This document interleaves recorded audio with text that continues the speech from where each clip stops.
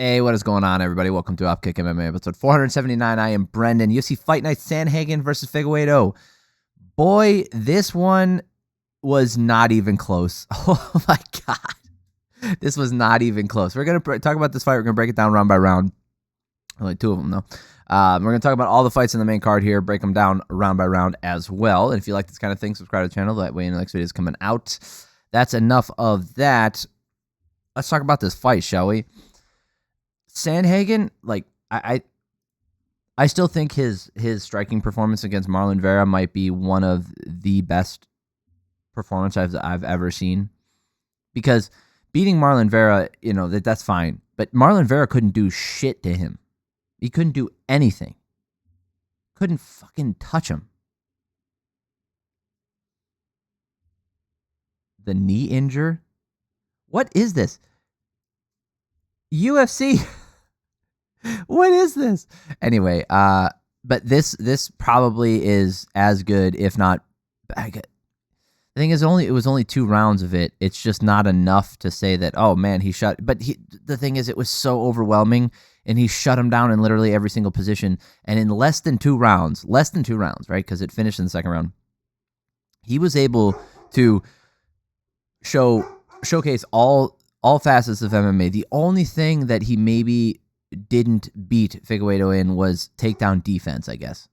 Right? Sandhagen's takedown defense. But he utilized stuff on the ground, like he utilized sweeps or attacks, literally anything else. I can't name everything, and there's no point in me trying to sit here and do all that stuff. He just beat him in every way possible, is what I'm trying to get at. He beat him in every way possible. So, all right, fight starts out, Sandhagen applying pressure along the fence. I'm like, all right, so it's going to be like him just kind of leaning on him, making him carry his weight. Figueiredo is coming up like he is, he's been up in this weight class for a while now, but he's technically the smaller guy, although Figueiredo's having trouble making weight here. And he's doing a good job keeping space, like keeping distance with the front kicks, the legs, with the legs. And then I figured he's going to, do this. I figured he's going to stay on the outside, really beat him up. Nope. Sandhagen starts punishing Figueiredo for every single movement and every single level change. So Figueiredo moving in, he doesn't back up and stay on the outside. Sandhagen literally stands his ground and catches Figueiredo every single position, catches his head in every single position when Figueiredo's moving in. It's like the way that he was countering the movements was crazy. Figgy on the takedown, he gets to the back sort of, like he did get back control. He got chest to back, but then falls over the top because Sandhagen tripods, right? Sandhagen defending the leg, like Figueiredo goes leg lock, which is all right. So he goes for leg locks, and then he stayed in that position he never got an official submission attempt in this round. I think he stayed in this position for pretty much all of the control time that it says Sandhagen has. And, dude, Sandhagen, how many ground strikes he landed? 21 ground strikes. These are significant strikes, too. 21 significant ground strikes. Landing huge ground and pound, big elbows. Like, Sandhagen just looks more annoyed than anything by the leg entries and continues to punish Figueiredo. Sandhagen overswings. Figueiredo takes his back. But lets it go for some reason when they got back up. That was strange. That was the second round. So that's the first round. Obviously a 10-9. You could go 10-8. I don't think there was that much damage. I don't know if I go 10-8, but 31-2 for striking numbers in favor of Sandhagen. I would consider this almost no offense for Figueiredo. Almost none. All right. So second round, Sandhagen overswings, and then Figgy takes his back, but lets it go. Doesn't want to go to the ground with him, I guess. And then Sandhagen digging to the legs, Figgy wanting to do something. Like, he wants to do anything. Like, he wants to throw a big right hand or a counter left. He literally wants to do anything, but he's just, like, made to be a statue. He landed, I think, 1 strike on the feet. 3 strikes on the feet in this round. 3 strikes.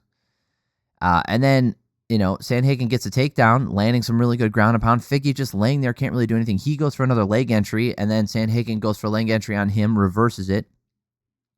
They get in a 50-50 leg entanglement, and then Sandhagen comes up on top and blows out Figueiredo's knee. Apparently, I have no idea. I couldn't tell you exactly what happened. The only person who can answer that is the doctors who examined Figueiredo if he ends up going to the doctor afterwards. Also, the UFC. I don't know what a knee injure is. What's an injure? Do you mean injury? Oh, Brennan, you're being an asshole. No, I'm not. This is a multi-million-dollar organization, and this is their official fucking website, UFC. Like, fix your shit. This is your stuff. Oh, my God, this is so bad. Anyway, fantastic fight. I don't see him. I don't know. Can you really move him up the rankings? What are you going to do? You're going to put him ahead of Nurmagomedov, the guy he lost to? You're going to put him ahead of Petr Yan? You're going to put him ahead of Sean O'Malley? I don't think so. Oh, no, sorry. Sean O'Malley's fighting Dvalishvili. So, what does Sandhagen do? Obviously, he has more of a reason to go fight for a title. He hasn't fought Merab yet, so that would be fun. And I guess he could fight Yan. I guess he could fight him again. I mean, that's not something I'm super looking forward to. I mean, they did fight back in it was 4 years ago, so a lot of time has passed. You know, this isn't like the Nurmagomedov fight. This didn't just happen. So maybe. I really want to see him at some point. I want to see him versus Sean O'Malley. I think that's the fun fight to make. I think him versus Merab is obviously, depending on who wins for the title, my money's on Merab, but Sean O'Malley had his moments later in that fight, in their last fight. So if he could turn it up and maybe Merab starts to age, I mean, we don't see it, but maybe he starts to age and then Sean O'Malley catches him. I wouldn't mind seeing Sandhagen versus O'Malley. That's what I'm saying. Like, I'd love that one. I'd love Merab versus or Sandhagen. I think that's fun too. Petr Yan and Nurmagomedov, like, they should probably just fight, I guess, even though Petr Yan could fight for a title as well. It's just like, anytime you do an immediate rematch, you end up with a logjam. I don't think, most of the time, right? I think like 99% of the time you do that, you end up with a logjam because there's a plenty of good contenders waiting in the wings. Anyway, a fantastic. If you didn't watch this fight night, go watch that.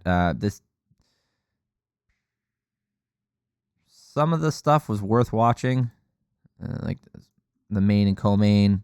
We'll talk about them as we go through them, but overall, fantastic fight. Again, can't say enough how good Cory Sandhagen is. All right, Reinier de Ridder versus Bo Nickal. Now, I could be like everybody else and overreact to this shit, because that's how the internet works.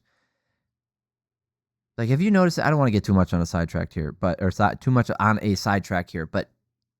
the NBA playoffs are going on right now, and obviously the Lakers got knocked out of they got eliminated, right? And the talk is one of two things. One, LeBron needs more help, or LeBron is a piece of shit. Luka's garbage, and he's like, oh, you know, he's garbage, and what's his face was right. The Dallas Mavericks GM. Why can I not think of it? Nico Harrison. I only remember that because fuck you, Nico. Anyway, so it seems like the sports world in general, all of media is just one thing happens and then immediately everybody has to make an overreaction to this. And I know I know this isn't a hot take. It's just the way things are. I get it. I don't want to be a part of it. It's not something I've ever been into. I don't like when I see that stuff, and it drives me crazy. Do I think Bo Nickal was overhyped for MMA? Yeah, I do. Do I think he was... Did I think he was going to run through de Ridder? I don't know. I didn't think so.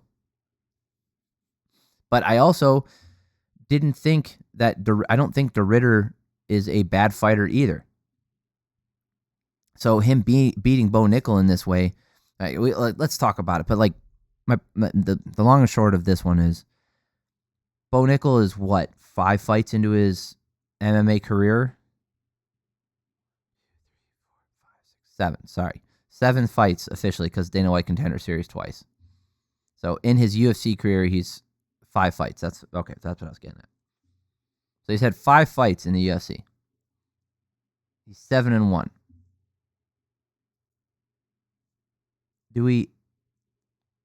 Are we really gonna sit here and say that Nickal's he's washed, he's a piece of garbage, or he's got dude? Let him figure it out. Maybe he is. Maybe you guys are all right, and maybe these hot takes will age really well. I don't know, but let's just wait and find out in his next fight and see how he comes back from his first loss, instead of everybody just sitting here piling on the fucking guy. Ugh.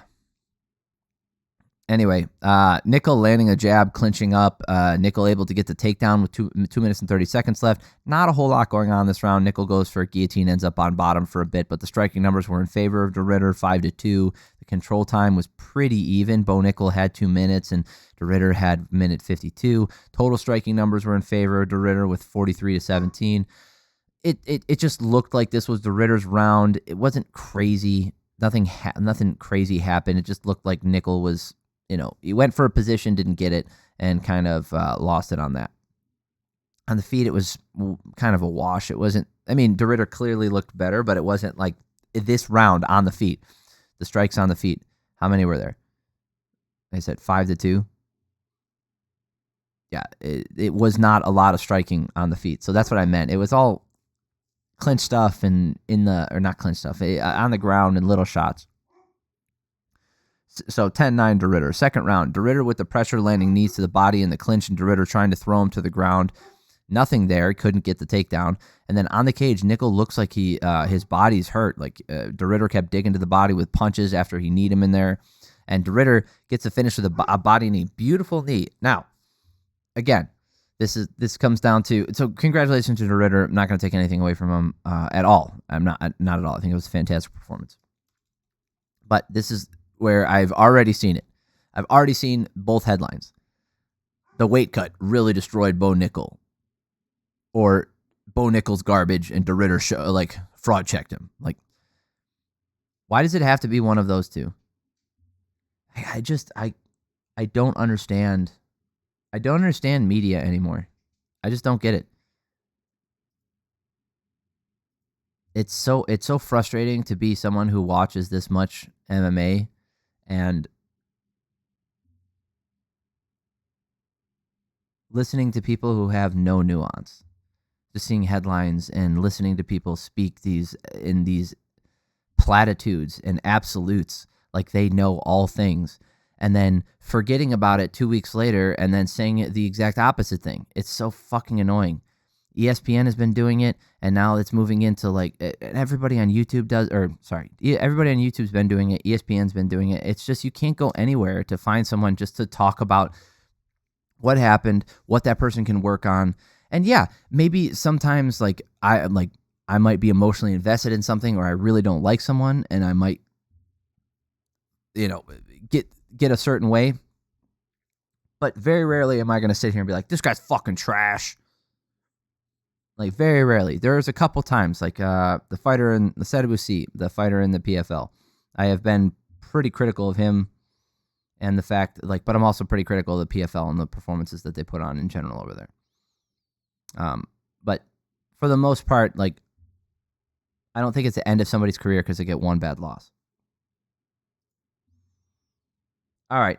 Anyway, let's move on. I don't want to talk about that anymore anyway. You can find fucking 400 other people who are going to talk about that shit ad nauseum, so you're more than welcome to go listen to them.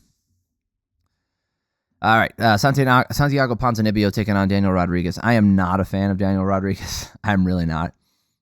I've seen enough of his fights to know exactly what's coming, and this is exactly what I expected. Rodriguez with the jabs and the low kicks, Ponzinibbio landing a lot of low kicks, going to the body with them. Rodriguez still just outworking him with the jab, trying to win like he usually does, backing up, jab, jab, jab, and then he'll move forward once in a while. Maybe he'll get him hurt, which is what happens here. Ponzinibbio slips on a kick, and then Rodriguez punches him when he slips, and then chases him down, and he hurts him, and that's a great way to take advantage of something that you had nothing to do with, so that's really good for him. He ends up outstriking him in this round. He was already ahead on my books anyway. 35-15 for striking numbers in favor of Rodriguez, 10-9. Second round. Rodriguez still what? Oh, Rodriguez still kind of aggressive, like from the last little bit of that first round, and then he comes into this round swinging with that left hand more, landing a little bit, but then Ponzinibbio starts landing the low kicks, finding the mark with his jab and the right hands, and Ponzinibbio lands a hard right hand, pushing the pace. Rodriguez is less mobile, looking more tired, and then Ponzinibbio really forcing the takedown, not getting it. I think he attempted 4 takedowns in this round. 6, my bad. 6 attempts at takedowns. He got 1 with how much did he put? Finally get it with 11 seconds left. He finally got the takedown. He was already doing more damage to me, despite the commentary team talking about Daniel Rodriguez. Like, I don't know if that was enough. Like, okay, fuck off. 27-22 for striking numbers in favor of Ponzinibbio. He landed the bigger strikes in this round. There's no argument here. He outlanded him to the face, which is the biggest thing that people look for. How do you give this to Rodriguez? 19-19, going to the third round. Back and forth a little bit, whatever, and Rodriguez drops him with the left hand, and then they call it. So, was this a fun fight to watch? No, it wasn't. Did it end in a climactic way? Yes. That's the end of it. Wow, the judges were gonna fuck him. Yep. All right, we're gonna talk about these just for a second here. These will not get talked about. I can almost guarantee you, I would bet money that people are not going to talk about this fight really at all, and 2, they're not going to talk about these scorecards because it didn't end with going to the judges. Ended up needing them. Ponzinibbio had no way of winning this fight outside of getting a finish in the third round, apparently, because Ron McCarthy, Ellis Moore, and Mike fucking Bell all gave Daniel Rodriguez that second round. Okay. Daniel Rodriguez got outstruck, out-controlled, out-damaged. What did Rodriguez do in the second round that makes you think that he won this one? I'd like to talk to any of them about those strikes that Rodriguez landed in this round and have them explain to me how they think that they are more significant than the ones that Ponzinibbio landed. Because that's fucking garbage. Those are horrible scorecards. Good God. Anyway, it's not going to matter. No one's going to talk about it. But those are shit scorecards that, had that gone to a judge's decision, I think there would have been a real discussion about it. But fuck, that was bad. That was bad. Anyway, congratulations to Daniel Rodriguez. I think he's a good jobber for the UFC. Montel Jackson versus Daniel Marcos. Here's another one. I thought the way that the commentary was talking, I was like, oh boy, they're going to fuck Jackson on this one too. Jackson kicking to the legs and the body up top. He's doing some really good stuff at distance to start the fight. Marcos measuring with his fingertips, landing the right hand. Jackson sweeps and slams him down. They get back up. Not much really with that takedown. Jackson using that trip to throw him off a couple times and keep some pressure on. Marcos able to get the takedown. Nothing really with it at the end of the round here. They get right back up. And this round, nobody landed anything big. Not a lot of striking. 4-4 for striking numbers. But Montel Jackson was the guy pressing forward. He was the one doing more. He landed more total strikes, 22-7, which do add up. So, you have to give him this round. It's Montel Jackson's round. I have a 10-9. Second round. Jackson using the jab and the 1-2. Oh, yeah, by the way, the commentary team said it was 1-1 going to the third. Both corners did too, but the commentary team said it was 1-1. So, no. Jackson using the jab and the 1-2, landing long shots on Marcos. Marcos getting the single leg, doesn't really do anything with it for like 30 seconds, and then they get back up. Marcos could land some more inside low kicks. That kick looked like it could have been there for him, and I figured there was an opening for him there. He just never capitalized on it. Marcos looking to wrestle more, not doing much damage with it. Jackson might be landing... he might not be landing much, but he's landing jabs and some small shots against the fence, and Jackson landed more damage. How can you give this to Marcos? 15-7 for striking numbers. The control time, there was 30 seconds of top control time for Marcos, but no real damage with it. He landed, 1 ground strike, and it was not a big one. I didn't even think he landed one. This round clearly was Jackson's. I think that the commentary team saw that Marcos took him down and ignored all the stuff that Jackson did. Like I said, I think that they were in favor of Marcos winning this because he was undefeated up until this point. Anyway. Last round, Marcos defending one shot, then waiting for the rest for a reset. So he would do this thing where he would avoid a shot from Jackson, like he would duck out of the way, and then he kind of he's waiting for the reset. But then Jackson wasn't letting him reset. He kept the pressure on, kept landing, and then Marcos kind of just relegated himself to takedowns for this and the rest of this fight, and it did not do him any service. Even if he thought he was up, or even if he thought, no, he couldn't have thought that he was up. Anyway, how did he think he was up? Jackson locks up a Darce standing up near the end of the round. Marco's able to escape from it, but he didn't do shit with anything that he had in this round. So 11-6 for striking numbers in favor of Jackson. He did have that submission attempt, and yeah, I guess Marcos had more control time, 224-104, but did nothing with it. Obviously, I listened to them read out the scorecards, and it was 30-27 on all three, so they all got it right. That's how I had it, 30-27.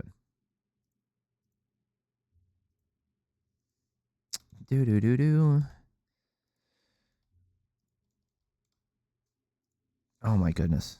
We're already 20 minutes into this. Serhiy Sidey taking on Cameron Smotherman. I was really hoping for more out of Smotherman, especially early on. Sidey using the jab, low kicks, and Smotherman keeping the center of the cage. And the commentary is not talking about Sidey early, right? You can tell they're he's landing.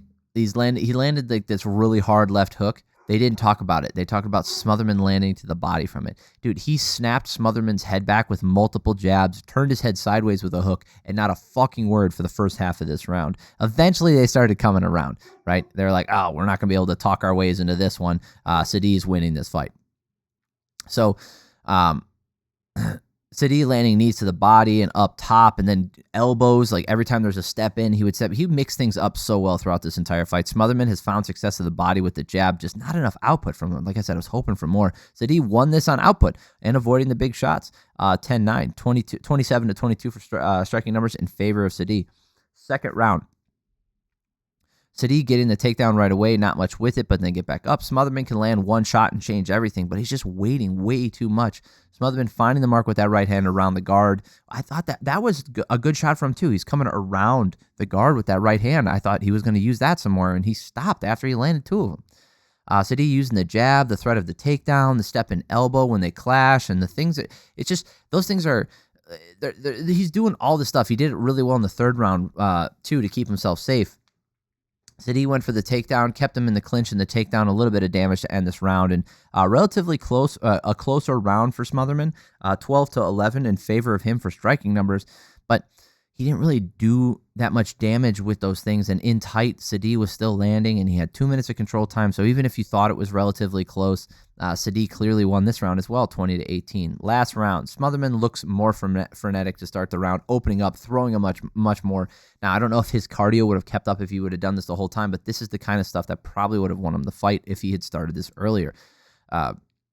Sidey getting a great double leg, looking for that Darce, nothing there. They get back up after a minute. Smotherman's best round by far, landing more, probably did more damage this round, outlanding him 24-17. I had a 29-28, but that's just not going to get it done when you lost the first two rounds. And let's see here. Josh Stewart gave that third round to Sidey. I don't know about that. And then Brian Pucillo and Alice Moore both gave those first two rounds to Sidey and the last round to Smotherman. All right, this one I was actually very excited for. I really like Jeremy Stephens as a fighter. I know a lot of people don't like him because he got clowned on, and that's what most people remember him for. But again, that's not how I remember him, so I don't give a shit about that stuff. Mason Jones versus Jeremy Stephens.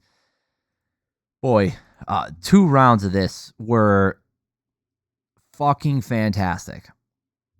If you didn't watch this, do yourself a favor, go watch the first 2 rounds. Seriously. I couldn't recommend it enough. So much fun to watch. But here, so I wrote this before the fight started. I said, Jones can just go for takedowns and he might be able to win this one. I wrote that before the fight started. Hard low kicks from both guys, and Stevens landing the harder ones. Jones going with the jab, and Stevens trying to counter over the top with that big right hand. The commentary team does not want Stevens to win. Again, they're just talking about the shit that Jones is doing, even when Stevens lands hard. Stevens' output has slowed midway through this round. Jones landed a high kick with multiple kicks. He's landed a spinning heel kick to the fucking side of his head, and Stevens just ate that shit. Huge right hand from Stevens, bust the nose up of Jones. Jones got to the back, takes him down. They get right back up, nothing there. Jones is wearing the damage much, much worse than Stevens is, but Jones did more damage this round. This was a good round for Jones, 39-21 for striking number. Stevens did a ton of damage with the shots that he landed. He just didn't land enough of them, right? Jones was a much better technical stand-up fighter. Second round.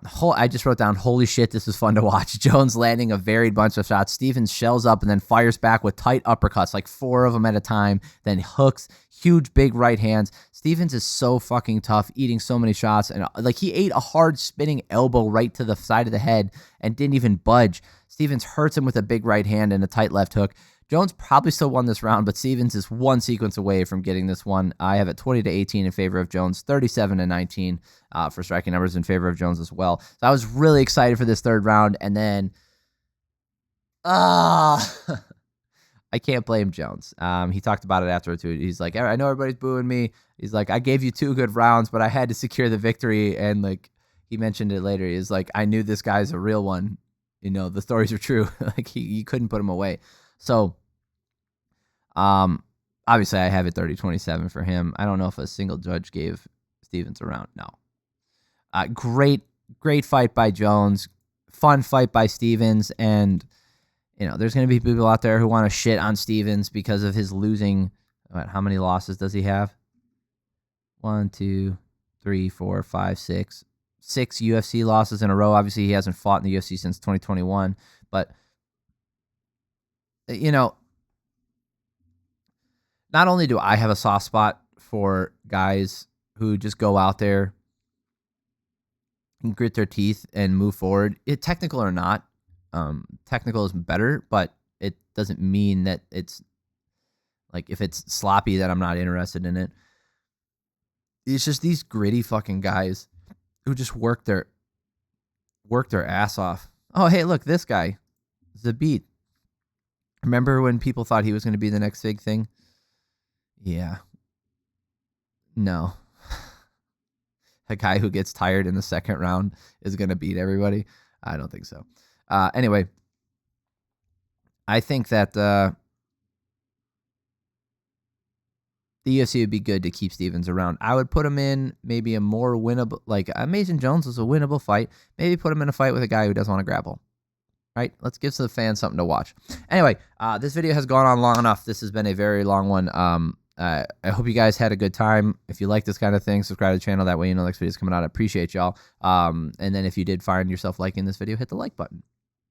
All right. You guys have an amazing week. Love y'all. Peace.